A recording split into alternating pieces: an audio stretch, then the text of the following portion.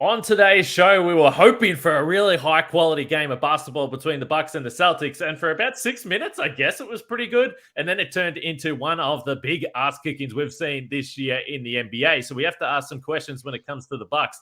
Do you give them any type of mulligan with the schedule? We spoke about this for weeks leading in. Or do the Bucks have a real Boston Celtics problem? We're going to break down. Nothing went right. So we're going to break down what went wrong tonight. Goran Dragic was... Oh, no. You are Locked On Bucks, your daily Milwaukee Bucks podcast, part of the Locked On Podcast Network, your team every day. You are Locked On Bucks. My name's Kane Pittman. You can see and hear me on this show Monday to Friday, and also find my work over at ESPN. And alongside me, the founder of brewhoop.com and longtime voice of the podcast, Frank Madden, for today's post-game show that is brought to you by FanDuel Sportsbook, official sportsbook of Locked On. Make every moment more. Visit fanduel.com/Locked On today to get started. We thank you for making Locked On Bucks your first watch or first listen of every single day. And we say it before, usually the most vibrant, energetic comments we get after a loss. And I think that there's going to be some venting happening in the YouTube comments today. And we invite it.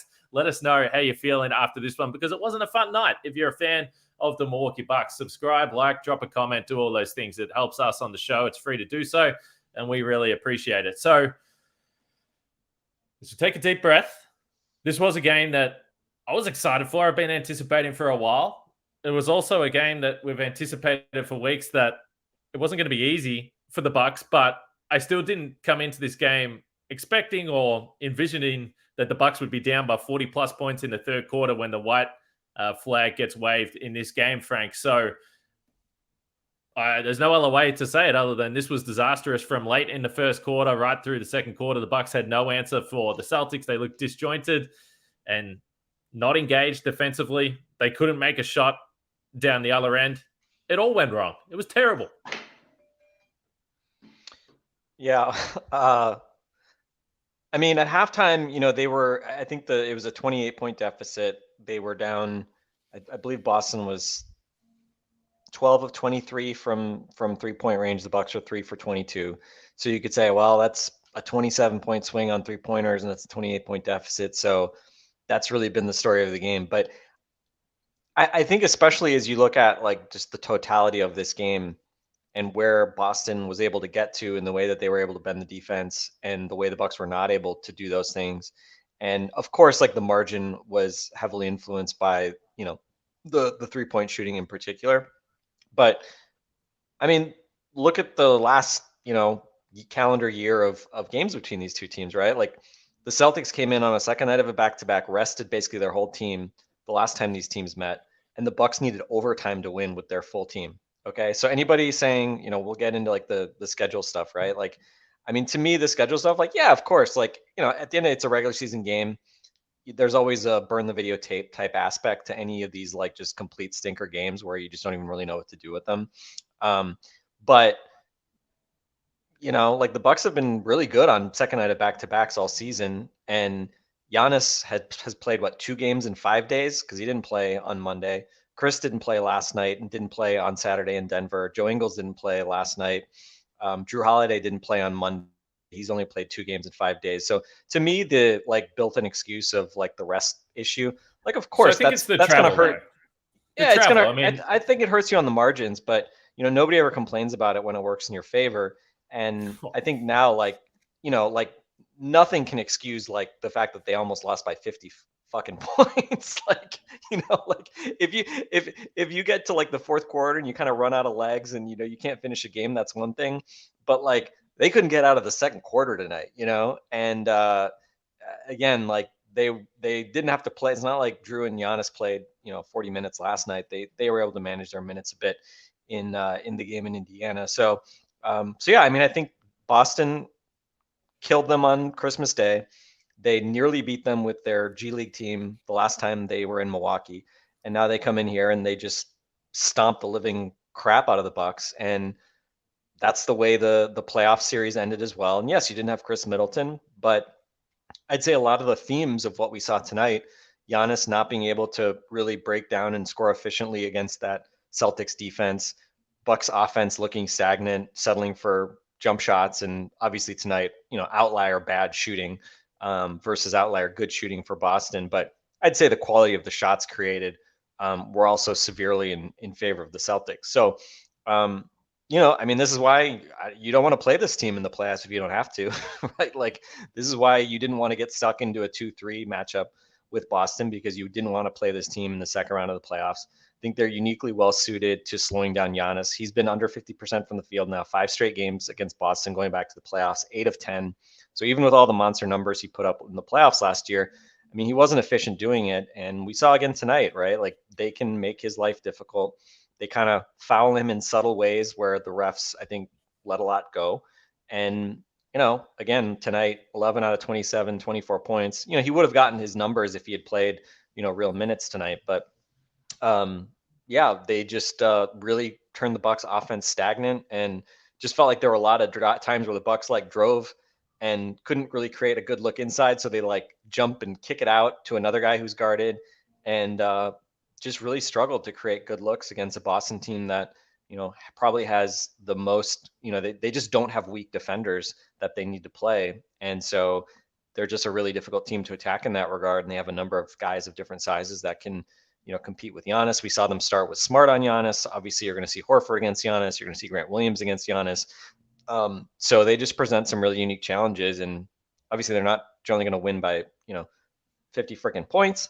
But I thought it was you just have to give them a ton of credit. Like, this game really meant something from a regular season perspective. The Bucks could have essentially locked up the number 1 seed, and they just got their asses kicked. And again, the Memphis game earlier this season stands out as I think a similar kind of just complete destruction. That was on the road. Also, the stakes were very different. Literally Kane, going back to one of our favorite games, the ironically, not meant seriously, the Bulls 54-point win over the Bucks in that game 6 in 2015, right? It was shades of that, where it was just doesn't matter what's happening. Every time the Bucks do anything, Boston would just answer with a 3. And, it was just they were drowning all night long. So, all you can do is move on. And I think it sets up a fascinating game on Sunday against Philly, because Bucks fans love to make excuses for why, rest or missing guys, blah, blah, blah. If you can't beat Philly on Sunday, you got no excuses, right? You're going to be rested. I don't think, hopefully, Chris Middleton busted lip. I can't imagine that'll hold him out of that game. It's kind of a put up or shut up game. And I'm really fascinated to see how that one plays out, especially given tonight and also the last time that Philly was in Milwaukee.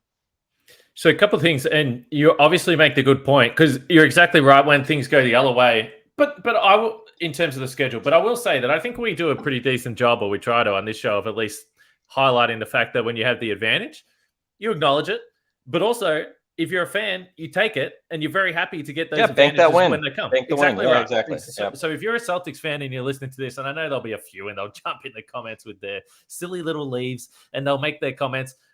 But yeah, Celtics fans shouldn't give a crap about that. They came in, and by the way, the margin was so big that it doesn't really matter. But yeah, I will say it's not just the fact that it was a back-to-back. I think the 5 cities in 7 nights with you're out west, then you're back out east, and then you're back here. I think even if guys didn't play all of those games, I think it's a pretty wild schedule. You don't see that too often in the NBA. But again, people will make their own decisions. They'll completely not worry about that, or they'll think that it meant something. I guess we're going to find out, because the next time we see this team, if we see them, it's probably going to be in the conference finals. So the stakes are going to be even higher than they were tonight in that game. The other comparison that I would make from that game, that Chicago playoff game, was a Bucks villain, Mike Dunleavy, similar to Blake Griffin, ended with an Antetokounmpo bro getting ejected from the game. So that happened late in this game as well, with those two guys getting caught up, and a little headbutt there from Disastrous, and he hit the showers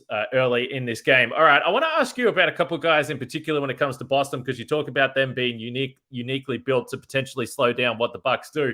I want to ask you about Brook Lopez against the Boston Celtics, and also Grayson Allen, which is obviously a conversation we've had plenty of times on this show. First, I'll get to FanDuel, our sponsor of the show today. The NCAA tournament is wrapping up, but there's no better place to get in on the action than FanDuel, America's #1 sportsbook. That's because right now FanDuel is giving new customers a no-sweat first bet up to $1,000 That's up to $1,000 back in bonus bets. If your first bet doesn't win, just go to fanduel.com/lockedon and sign up today to claim your no sweat first bet. You can wager on everything from the money line to point spreads to which team will be cutting down the net at the end of the tournament. If we bring it back to the NBA as it currently stands right now, looking at the live odds, the Bucks still plus 240 to win the championship. Favorites, hey, there's something for Bucks fans. The Celtics are right there. They were at plus 330. So as far as the betting lines go there, they still think that these are the two best teams in the NBA, even though they looked a fair way apart tonight. So don't miss out on your shot for a no sweat first bet up to $1,000 when you join FanDuel today. Just go to fanduel.com/lockedon to sign up. Make every moment more with FanDuel. The Brook Lopez situation is interesting with Boston. We've spoke about the unique stuff they can do with different lineups, smaller lineups. Al Horford has obviously been a problem for the Bucks over the years, over this Bud era. Tonight, Brook Lopez only plays the 19 minutes, but all the starters' minutes were down.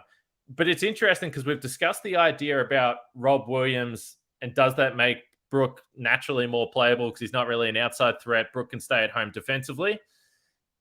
Rob Williams had a pretty impactful 18 minutes tonight. He was able to get on the offensive glass a little bit. Some of them, I think, were just lucky bounces, and the commentators were just losing their mind over it. But it was interesting that if Rob Williams is coming off the bench, which I think is the right move for the Celtics in this series, then Brook Lopez starts. And then it becomes fascinating how they stagger these lineups and what guys they have out there on the floor. Because even earlier or late in the first quarter, when this game was still a game, the Bucks actually went with Giannis at the 5. Bobby Portis got hooked pretty quickly when Rob Williams was out on the floor. So it's just fascinating the way these things play out. What do you think overall of the matchup with Lopez on the Celtics, though? Obviously, because for the Bucks, clearly, we've discussed all season long the importance of being able to play Brook Lopez major minutes. Yeah, I mean, I don't want to act like Brook is going to be a huge positive every night, regardless of circumstance against every team. Sure. I think, of course, with like pick and rolls, things like that, 5s that can stretch the floor like Horford, there's going to be things that you can do against him defensively to kind of put him in tougher spots.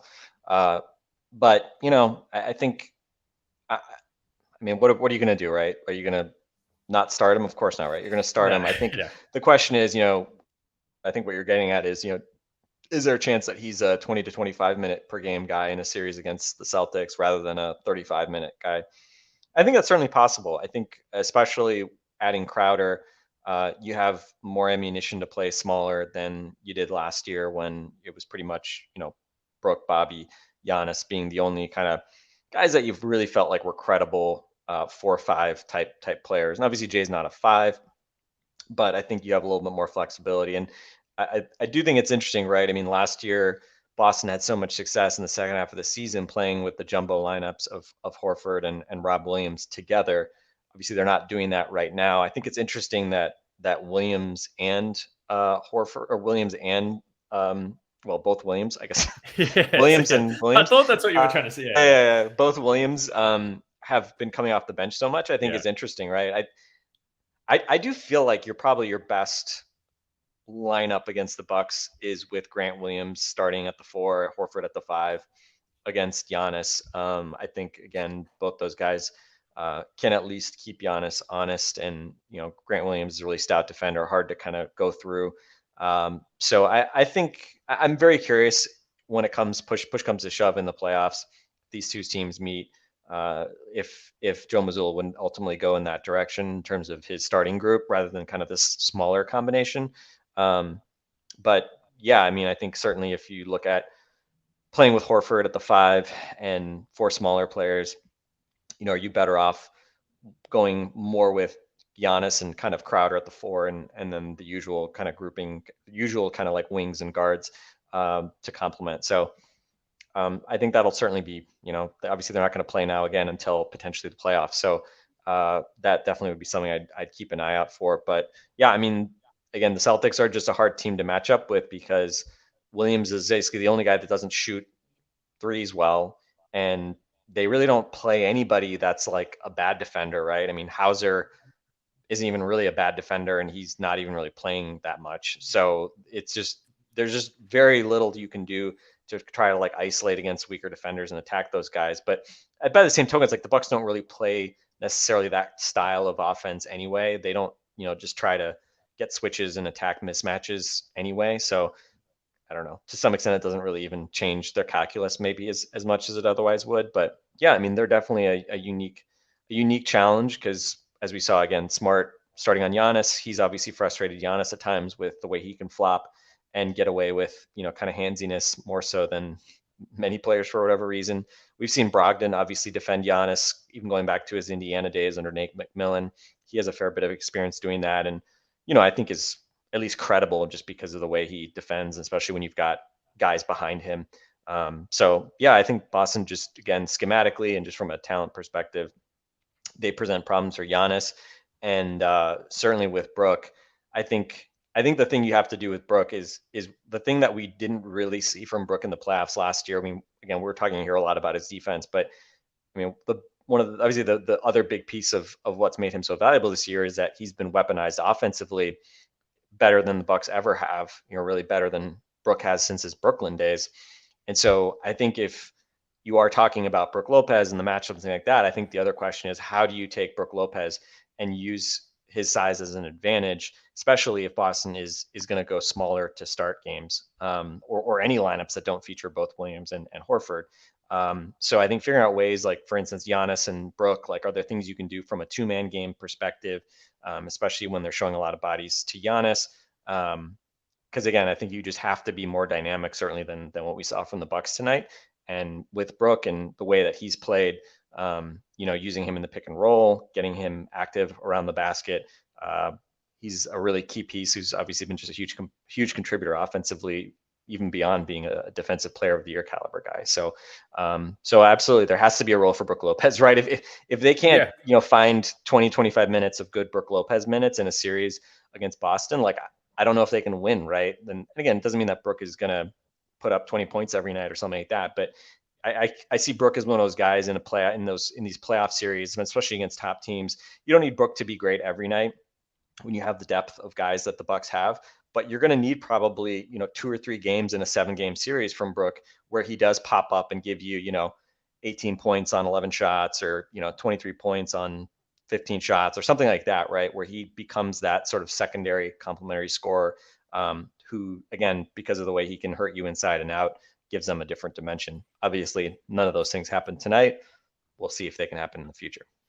Yeah, and Brook was 3 for 5 on twos tonight. And I actually thought early in the game, and again, we're talking about a very, very small slice of this game where the Bucks were actually scoring at a decent rate. And I thought they were able to find him a couple of times, and he still looked like he was going to be able to score either through or around or over this defense. So, yeah, I think he can still be a factor offensively from that 2-point range where he's been so efficient. The last time I checked this morning, he was 71% at the rim, 54% in that floater range. We've discussed the touch that he has. So I think the longer this game went, the Bucks just, I don't want to say they gave up, but let's just say they were more open to settling for terrible shots the longer this game went rather than running offense where Brook has been pretty valuable for this team. So we'll see how that plays out. We'll get to Grayson Allen next, and then just a general chat about the guards. I mean, there is one big difference for me between these two teams, which may or may not be a problem moving forward in the future. So we'll get to that next. So Grayson Allen is a guy we've spoken about a lot with a lens to really this series because Grayson has been good for me. I think he's had a good season. He's obviously shot the 3 well, but I think we've never questioned his effort defensively. And even tonight, first possession of the game, Tatum gets downhill and I'm like, well, here we go. And Grayson held up decently. There was possessions through the night where I thought one-on-one, he got in that mismatch again, probably far too easily, but I thought he did okay. But at the end of the day, Tatum or Jaylen Brown don't care about shooting over Grayson Allen. It is just a size problem, and there's not much he can do about it. The other thing is we've discussed, he's got to shoot.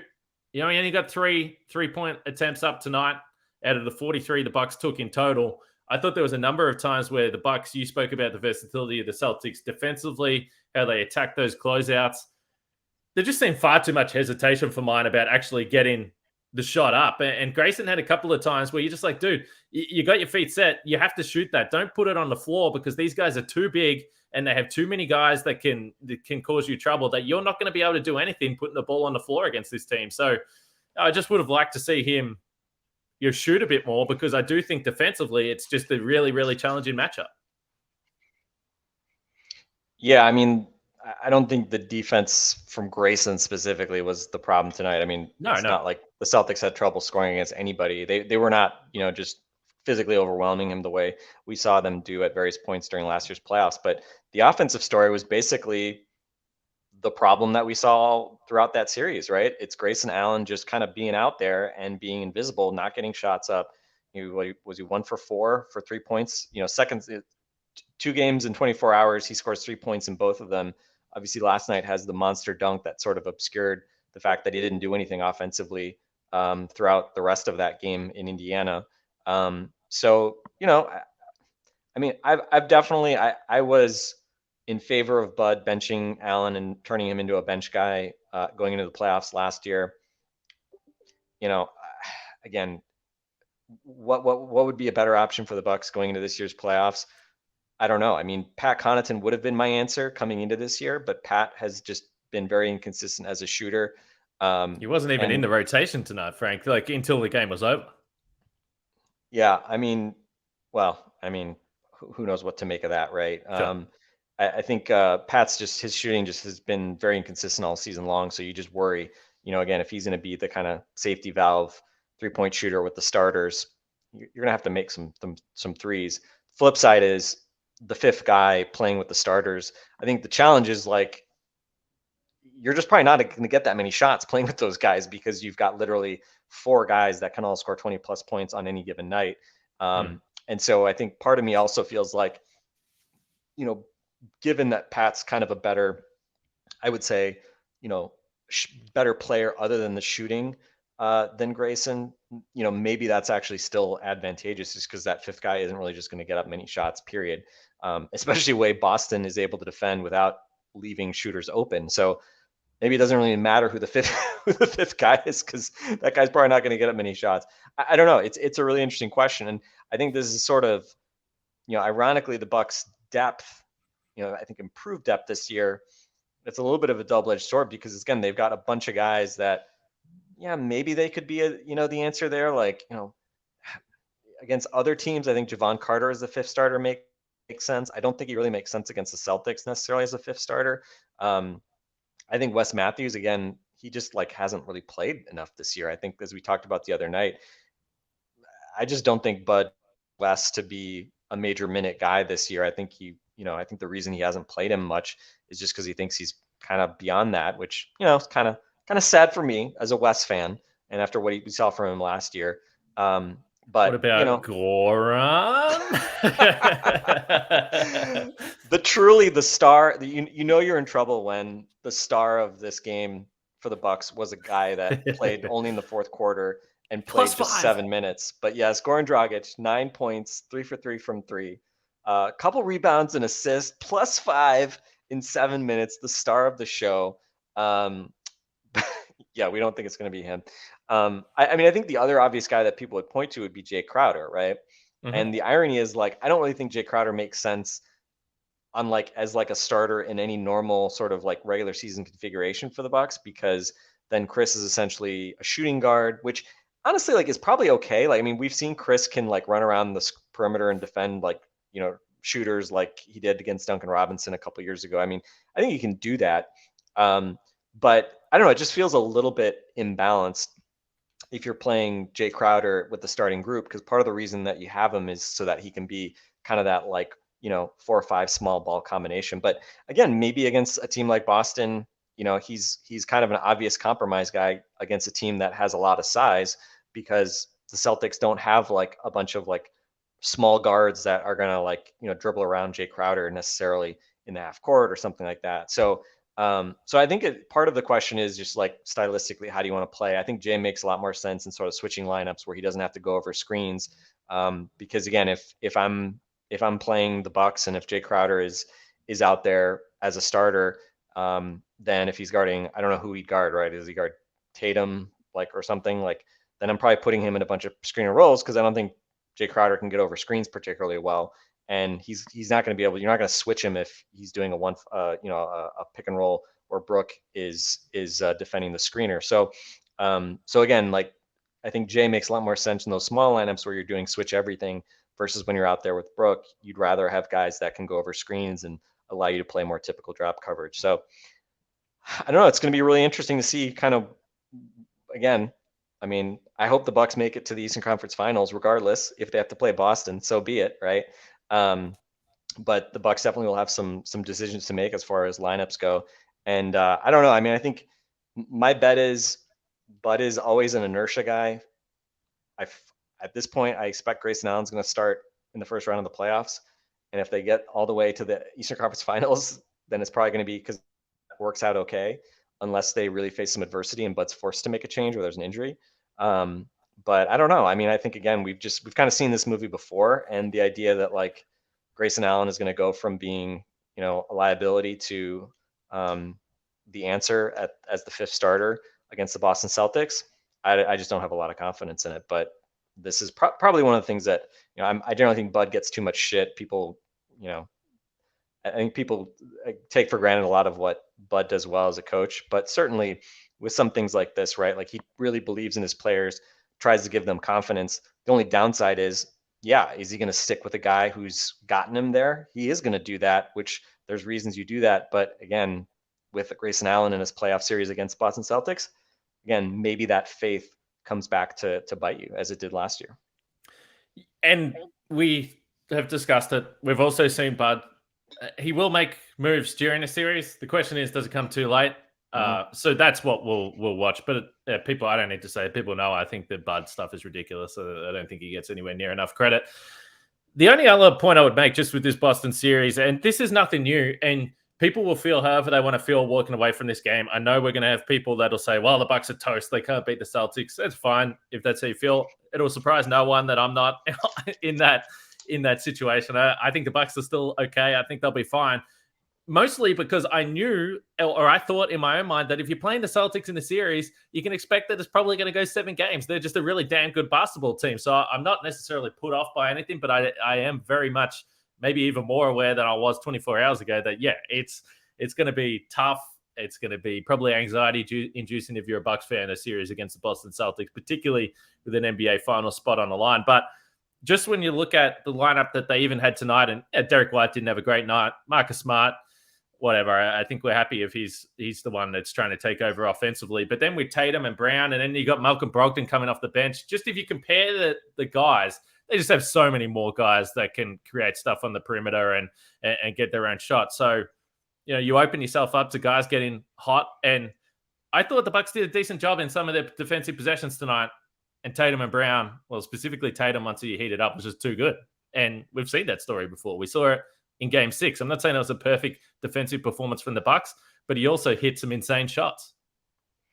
Yeah, I mean, you don't know what version of Tatum you're going to get in these big That's games, right? We've seen him have just absolutely monster games. Like the Game 6 performance was, an epic performance from him, outdueling a tremendous Giannis performance in that game.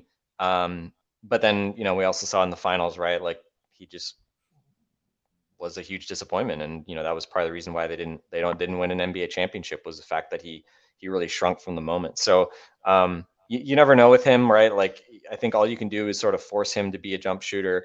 Don't put him on the line, and you kind of live with, I think his pull up 3 numbers are like horrible this year. I think he's like a 28%, 29% as a pull up 3 guy. You wouldn't have guessed that from tonight because he was hitting every off the dribble 3 he took tonight, even when he was pretty well guarded. So that's just kind of, the way these things go. You hope over a 7-game series that those things kind of work out. But, we've also seen now between the playoffs and the 3 games that these teams have played this year, Celtics have been clearly the better team over these 3 games. And you never want to put too much into regular season games, given, the circumstances of when teams are playing and things like that. But again, there's no, I mean, again, we'll circle back to it. Like, there's no talking your way out, excusing your way out of, basically getting almost shithoused by 50, at home against any team, Okay. regardless of the rest situation. And again, especially because this game meant something. Like the Bucks literally could have locked down the number 1 seed, which we know they want. And they came out and they just got, both literally and figuratively punched in the mouth. Unfortunately, Chris Middleton literally got punched in the mouth. The rest of the Bucks only figuratively got punched in the mouth. And so, yeah, they were, unfortunately, that shot of Chris Middleton bleeding all over the floor, that was pretty much the summation of what this game felt like for 48 minutes. Well, let's say 46 minutes until, Goran Dragic had his magical 7-minute run there to to finish the game. But I don't know. That's momentum. Momentum is back on the Bucks side. It's going to carry through to game 1. Let me ask you a question. So you often, I think you were very fair in this assessment of me. You've referred to me in our DMs as like what did you call me? Like the disappointed dad, I think, when it comes to like the way I judge sort of Giannis after bad games, or really anybody, but Giannis obviously is the highest profile guy that we obviously have extremely high expectations of. I have been intentionally, I've made no comments on Twitter, I think, all year about MVPs, because I don't want to be the Bucks fan that says Giannis shouldn't win MVP, because then, well, A, people just like randomly hate me for that, and B, like I don't want opposing fans to use that against us. I'm still okay with saying Giannis is the best player in the world, but I've kind of been like, MVP. Like I feel like even though the Bucks are the best team, I feel like with Brook, Drew, and even lately Chris, like it just felt like this is just an awesome team. And I always just struggle with the fact that Giannis to me has just clearly been worse than he was last year. And it's like weird. I just like I can't get over that in terms of like feeling like, oh, he's the MVP. He's got to win MVP. It's just like, but he can't make anything outside of the restricted area. Like it's weird. I think seeing him every night, we always talk about trying to appreciate it and what he does do so incredibly well, as we talked about last night. But when the bar is like MVP, I think you have to put such a high expectation on it. So I'm curious, because I was really hoping that between that Philly game a couple weeks ago, the Denver game, this game, Philly game on Sunday, I mean, these were ample golden opportunities for Giannis to make a statement, not only beating those teams, but clearly outplaying the other guy that he was playing against. And I've been disappointed, right? I mean, he still had an incredible year. The top 3 guys to me are like head and shoulders above all the other players in the league, both in terms of like best player in the world discussions as well as the MVP discussion. But I know you've talked about your belief in Giannis being MVP. I mean, like at some point, can we just say he's not the MVP? Like it's okay. He can still be the guy we want, in the playoffs. He can still be the guy we want to start a franchise with. It's not like some damnation to say that like, yeah, Giannis probably doesn't deserve to win MVP at this point. But I don't know, like watching these games, I was really hoping that, especially we saw the straw poll just come out, Giannis lurking in third, even though he's still third in the straw poll that Tim Bontemps and ESPN released. But I just kind of feel like, you know what, like I get it, Bucks fans, we want to protect our guy, but it's just like, I'm just a little over people acting like it's crazy that, Embiid or Jokic would be the MVP over Giannis. It's like, come on, dude, like Giannis, like you gotta like show up for one of these national TV games and put on like a real awesome performance and at least have helped the Bucks win.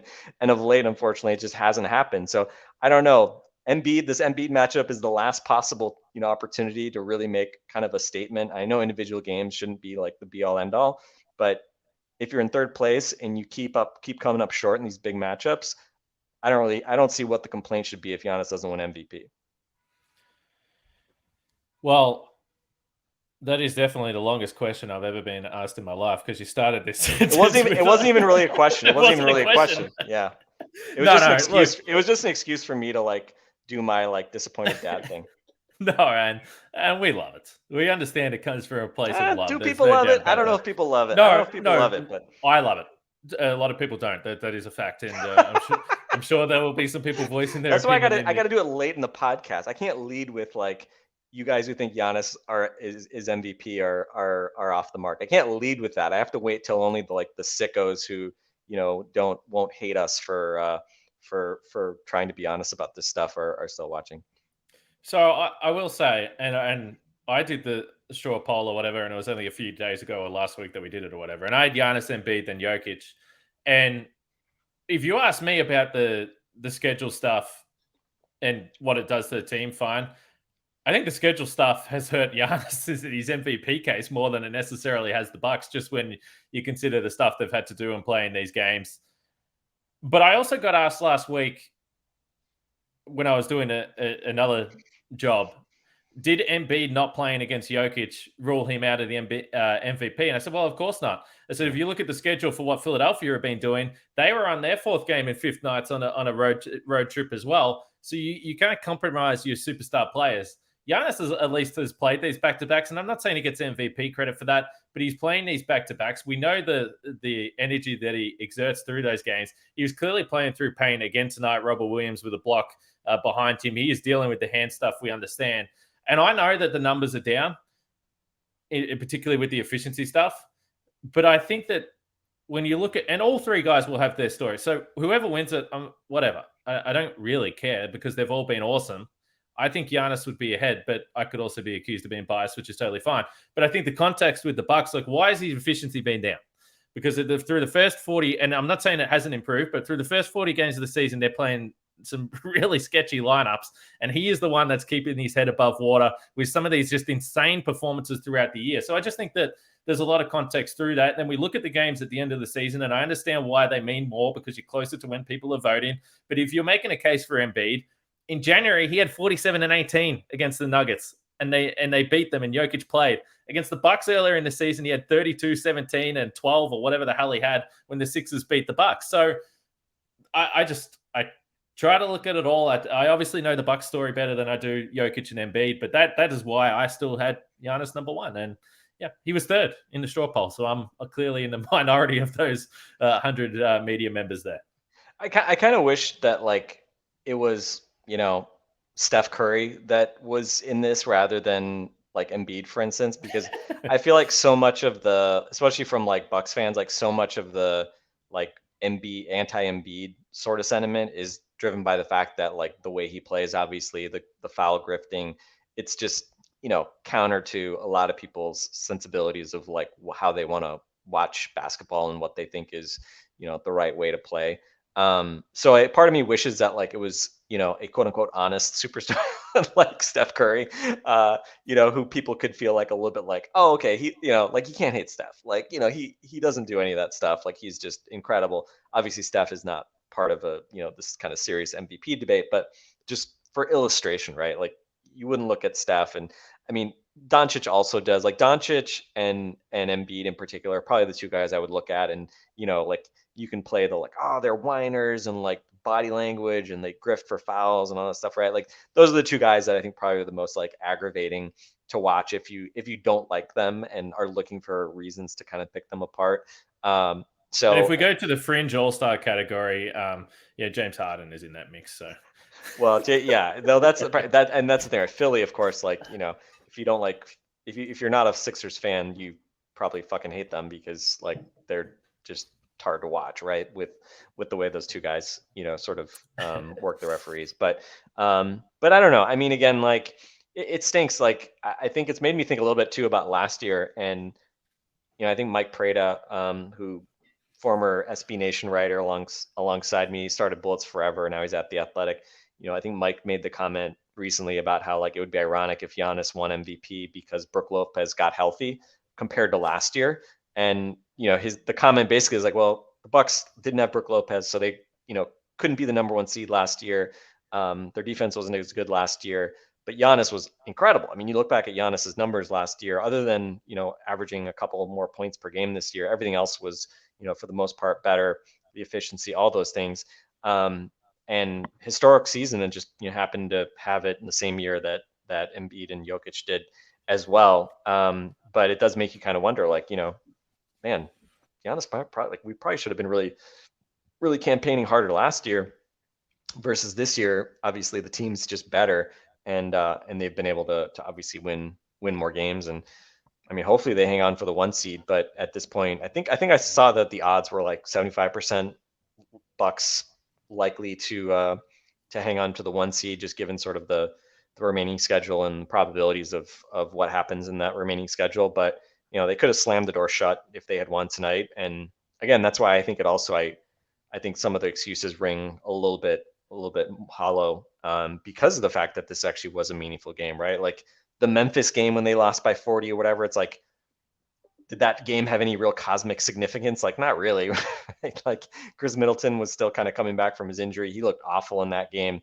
And yeah, maybe you just road game, whatever, right? But tonight, this game meant something, right? It had real stakes for the postseason, home game, chance to make a statement against the team that eliminated you last year, and they just took it to you. And yeah, it's just too bad. And I mean, I like the fact that they have to come back and play a Philly team on Sunday that, again, like right there as well in terms of like big, kind of big yardstick type games. A team that also like literally just beat them in Milwaukee, embarrassed them in the fourth quarter a few weeks ago.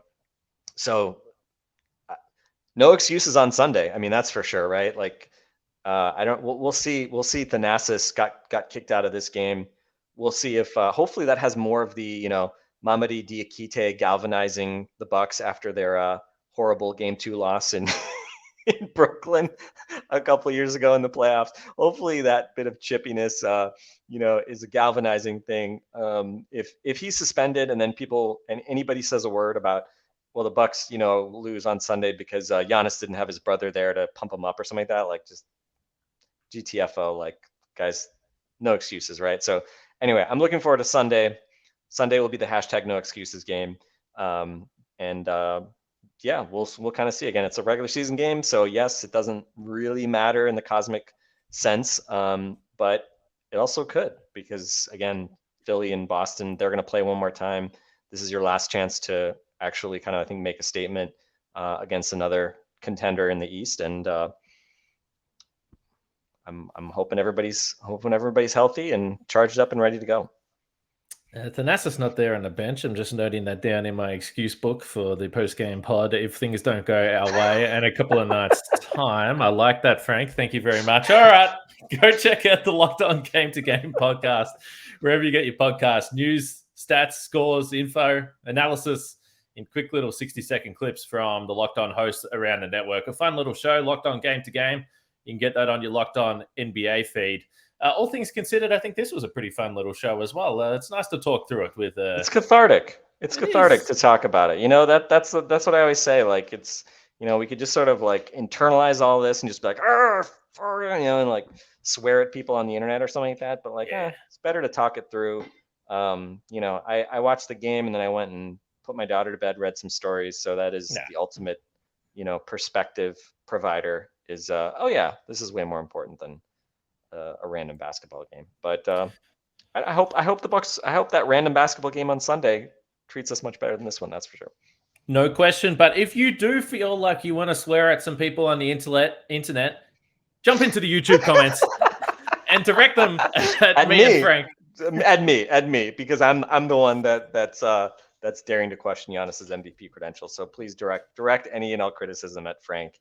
I'm just here being annoying. Kane does the hard work, and he's the one that really loves Giannis. I'm the phony, I guess. No, we love it. All right. Well, we're going to be back for the post-game show after the Sixers game. So relax, enjoy the weekend, and we'll be back after that game.